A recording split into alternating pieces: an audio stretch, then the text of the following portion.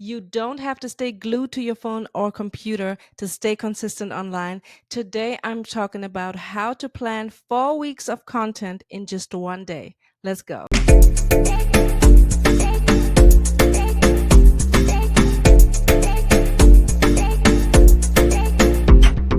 Today I pulled up 1 Corinthians 14:40 in the King James Version, and it says, "Let all things be done decently and in order." So God honors planning and order even in our online presence, and it just allows you to show up with less stress and more intention. I mapped out 5 simple steps that you can take to batch create your content for your church.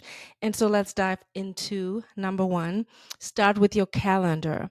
So you definitely want to mark all the dates that are important for your church. So your services, your events, the holidays, your sermon series, just so you have an overview of what is happening the whole year, or you can start with the next 3 months or the next 6 months, and then use that as your content foundation. So step number 1 is simple. Just have a calendar and know what is happening in and around your church. Step number 2 is to think about your content pillars. Remember those content pillars that I mentioned in the episode before this video? You can check that out. I'm going to put a card up either here or here. That's going to be that little eye, and you can click and watch that if you haven't already. Content pillars are the foundation of your strategy. They are, in simple words, 5 or 3 topics that you choose that you build your content around. So if you haven't watched that video, I highly recommend it.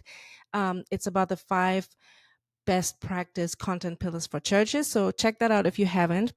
If you have, and you have figured out your content pillars and did that little homework that I gave in the last episode, you are ready to rotate them. Okay.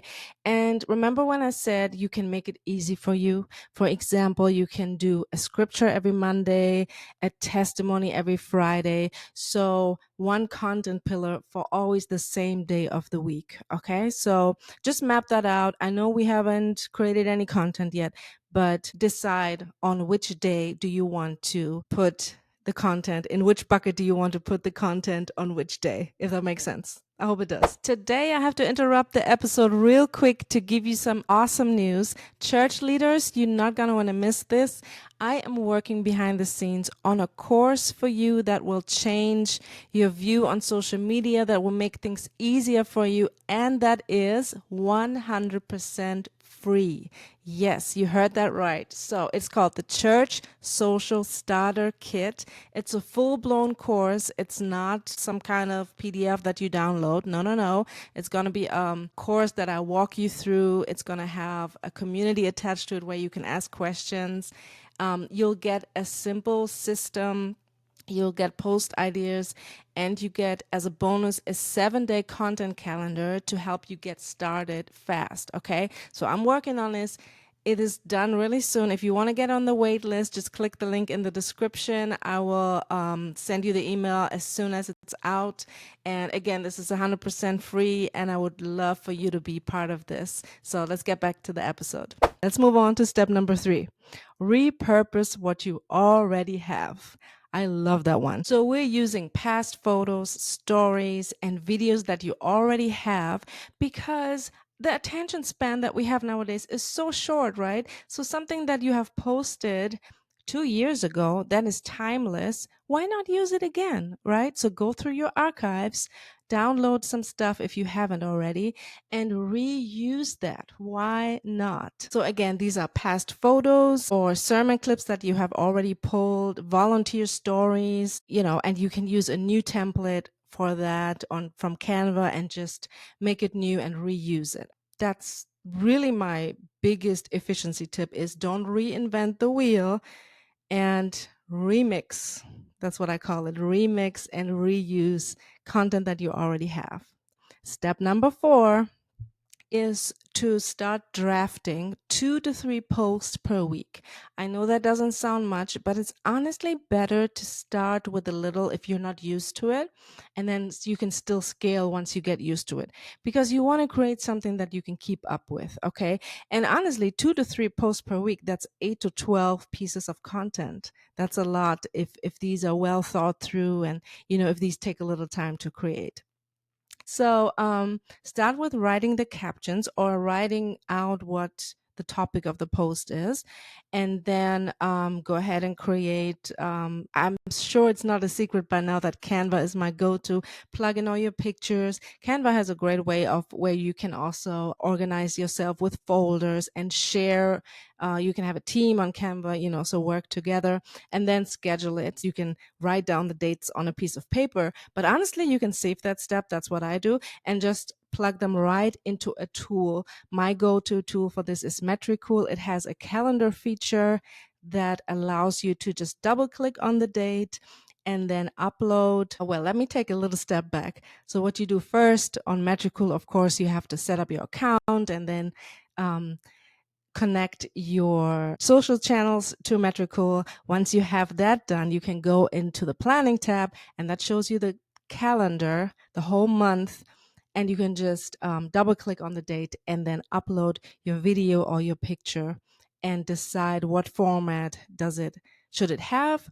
Then you plug in or write your caption, and you can either save it as a draft, or you can go ahead and schedule it for a particular day and time, or you can send it to review to another team member. I know I've gone through these like really fast, but you're pretty much done with planning out your content. And you see how easy it is once you just kind of have a system and a process of doing things, because now things are automated. So once you have decided on something, even if you've just plugged it in to a tool and it is pending, or it's like waiting for review, or it's just a draft, that alone takes so much weight off your shoulders because you know what is supposed to go out. So you're not like scrambling for what's the next day that's coming up? I think Labor Day. You're not scrambling what to post on Labor Day, but you already have something. And then step number 5 is to leave room for the Holy Spirit. Yes, of course, things will get moved around. Maybe your pastor will chime in and change a quote or change something around. So definitely that's why I made this step 5, is that nothing is kind of made into stone. It's just on the calendar. Plan most of it, but leave maybe 1 to 2 slots open for like real time spirit led posts. And these are the 5 steps. And I just want to be real with you and kind of share with you my testimony in regards to that, because when I started batch creating more, like for my clients, also for myself, I really felt more room for the Holy Spirit and just less stress. I mean, creating content on the fly is the most stressful thing, and it is a recipe and almost a guarantee for inconsistency. I've skipped an episode, I think it was last week or the week before, because of that. Okay, so I'm preaching to myself here. So we're all in the same boat.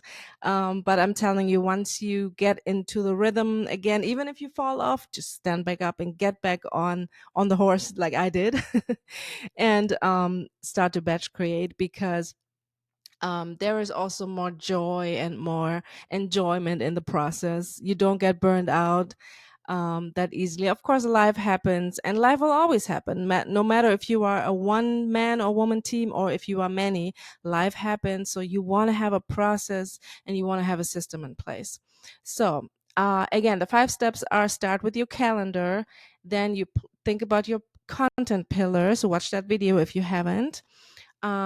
And plug, categorize, decide on which pillar will be which day, or which day are you not posting at all. Just decide on a rhythm for you and make it clear throughout your team. Step number 3 is repurpose what you already have. Honestly, my favorite. And then add that, okay, to your content ideas. And then start creating new content. Step number 4 is to start creating new content, write the captions, plug it into your tool.